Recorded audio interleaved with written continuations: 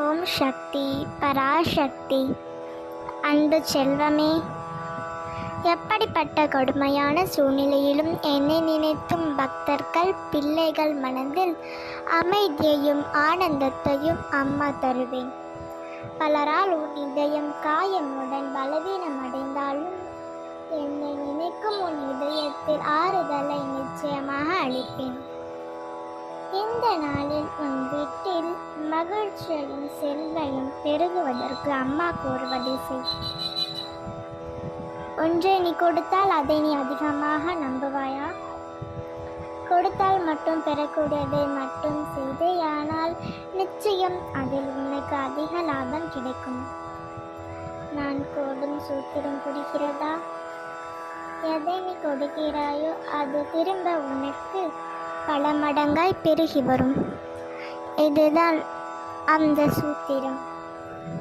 அதாவது நீ கொடுப்பது மீண்டும் பெறுவாய், அதுவும் இருமடங்காக பெறுவாய். இப்பொழுது நீ முடிவு செய்து கொள், எது கொடுத்து அதை பெற வேண்டும் என்று.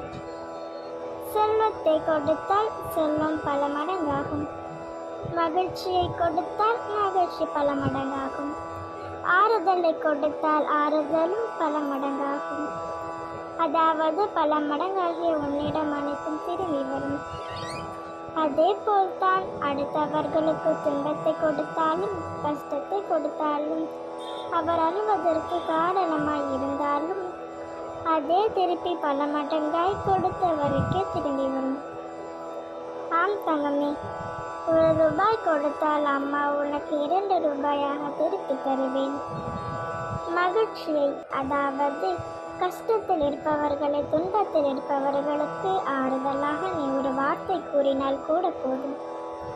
அதே வார்த்தைகளும் அதே ஆறுதல்களும் உனக்கு பல மடங்காய் உனக்கு துன்பமான நேரத்தில் வந்து சேரும்.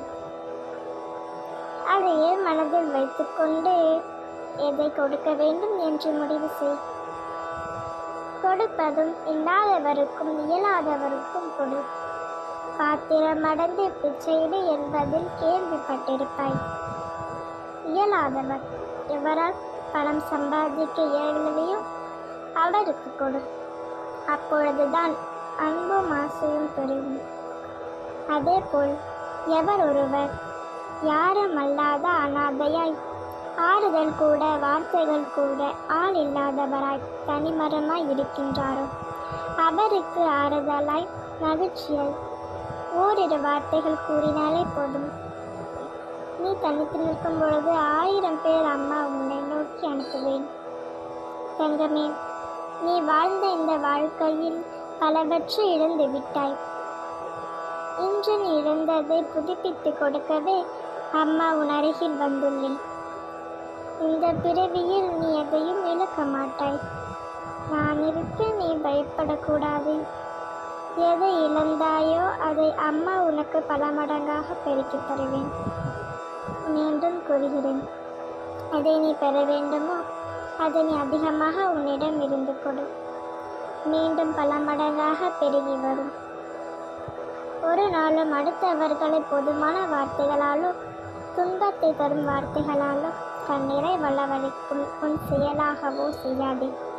அது மீண்டும் உன்னை நோக்கி வரும். எண்ணம் போல் வாழ்க்கை. நீ எதை கொடுக்கின்றாயோ அதுவே பெறுவாய். இதை மனதில் ஆழமாக வைத்துக்கொள் தங்கமே. அம்மா எப்பொழுதும் உன்னுடன் இருக்கின்றேன். நம்பிக்கையோடு இரு.